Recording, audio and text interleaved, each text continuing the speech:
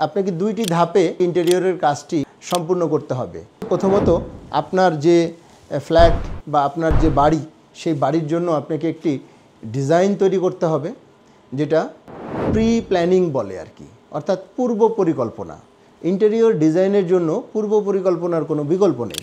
তো সেক্ষেত্রে পূর্ব পরিকল্পনা বলতে আপনি যে অ্যাপার্টমেন্টটা আপনি ইন্টেরিয়র করাবেন সেটা হতে পারে 1200 স্কোয়ার ফিটের, সেটা হতে পারে 1500 স্কোয়ার ফিটের, সেটা হতে পারে 1800 স্কোয়ার ফিটের বা 3000 স্কোয়ার ফিটের। যে কোনো আয়তনেরই আপনার ফ্ল্যাট হতে পারে, অথবা সেটি একটি ডুপ্লেক্সও হতে পারে।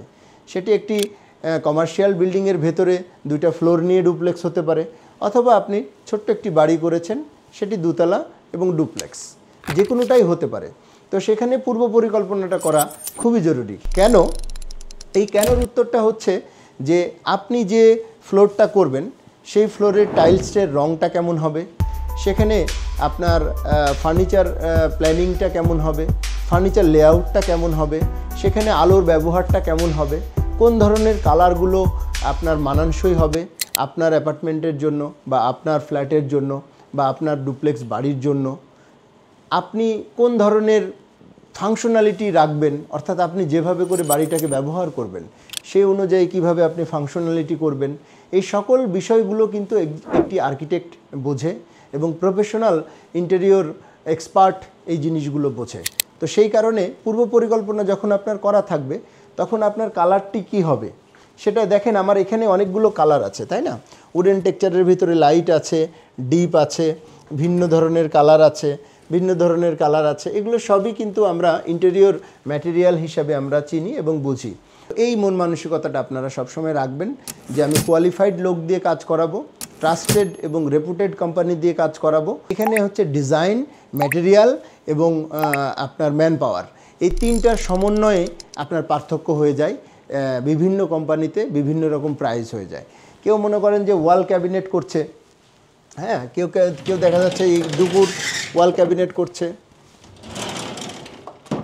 এই আমার হাতে দুই ধরনের ম্যাটেরিয়াল, ঠিক আছে? একটা হলো যে কোয়ালিটিফুল ডোকু, এটা দিয়ে কেউ কাজ করছে 1800 টাকা স্কোয়ার ফিট, কেউ 2000 টাকা স্কোয়ার ফিট, কেউ 1600 টাকা স্কোয়ার ফিট, কেউ আবার 2800 টাকা স্কোয়ার ফিট, ঠিক আছে? আবার এখানে আমার হাতে আরেকটা আছে, এটা দিয়ে আবার একটু মান এটার তুলনায় একটু কম। তো সেক্ষেত্রে দেখা যাচ্ছে এই মানটা আপনি বুঝবেন কিভাবে? এই মানটা বোঝার জন্য আমাদের অফিসে চলে আসতে হবে আপনাকে। আপনি যখন লাইভ দুইটা ম্যাটেরিয়াল দেখবেন এবং লাইভ দুইটা ম্যাটেরিয়ালের আপনার কোয়ালিটি পার্থক্যটা আপনাদেরকে আমরা দেখাবো, তখন আপনি নিজেই টাচ অ্যান্ড ফিল করলে আপনি বুঝতে পারবেন যে হ্যাঁ, দুইটা প্রোডাক্টের মানের কোয়ালিটি আছে, দুইটা প্রোডাক্টের ভেতরেও কোয়ালিটি। এমনি খালি চোখে দেখে কি মনে হচ্ছে এটাও যা বোর্ড ম্যাটেরিয়াল, এটাও তাই ইঞ্জিনিয়ারিং বোর্ড ম্যাটেরিয়াল, তাই তো? কিন্তু আমি বলবো যে না, এই যে আমার হাতে যে ম্যাটেরিয়ালটা দেখছেন, এই ম্যাটেরিয়ালটা এক, এই ম্যাটেরিয়ালটা কিন্তু আর এক।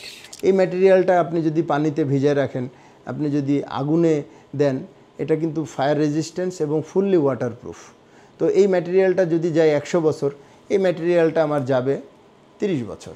তো ম্যাটেরিয়ালের কিন্তু একটা পার্থক্য আছে, তার সাথে সাথে এই ফিনিশিং কাজের ভিতরে পার্থক্য আছে। সবাই এরকম ফিনিশিং ওয়ার্ক আনতে পারবে না। তাই আমি আপনাদেরকে বলবো, বুদ্ধিমান সে যে দীর্ঘমেয়াদী ইনভেস্ট করে, অর্থাৎ আপনি বারবার ইন্টেরিয়রের কাজটা করাতে পারবেন না। তাই যখন ইন্টেরিয়রের কাজটা আপনি একবার করাবেন, তখন আপনাকে চিন্তা করতে হবে যাতে এটা যেন আপনার নেক্সট জেনারেশন পর্যন্ত হিট করে।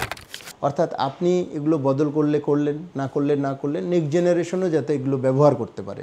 তো এই যে লং লাস্টিং চিন্তা করে, দীর্ঘমেয়াদী চিন্তা করে আপনার যদি 100 টাকার জায়গায় 110 টাকা খরচ হয়, আমি মনে করি যে সেটা আপনার করা উচিত। তাই আপনার জেনে শুনে ভুল করবেন না, ভালো একটি কোম্পানিকে নির্বাচন করবেন। তাই আপনাদের সবাইকে বলবো যে অর্কিড আর্কিটেক্ট দীর্ঘ 15 বছর থেকে কাজ করছে, তাই আমরা হতে পারি আপনার প্রথম পছন্দ। আশা করি এই বিস্তর আলোচনার মাধ্যমে আপনি বুঝতে পেরেছেন যে কেন ডিজাইন করাটা প্রয়োজন, আপনার কেন ম্যাটেরিয়ালের এবং ডিজাইনের এবং ম্যানপাওয়ারের কারণে আপনার হচ্ছে দাম কম বা বেশি হয়ে থাকে। তো এই জিনিসটা যদি আপনি বুঝেন, তাহলে আমি মনে করি যে আপনি সঠিক কোম্পানি এবং সঠিক ডিসিশন নিতে পারবেন। তো সবাই ভালো থাকবেন। আজকের গল্প এই পর্যন্তই আপনাদের সাথে।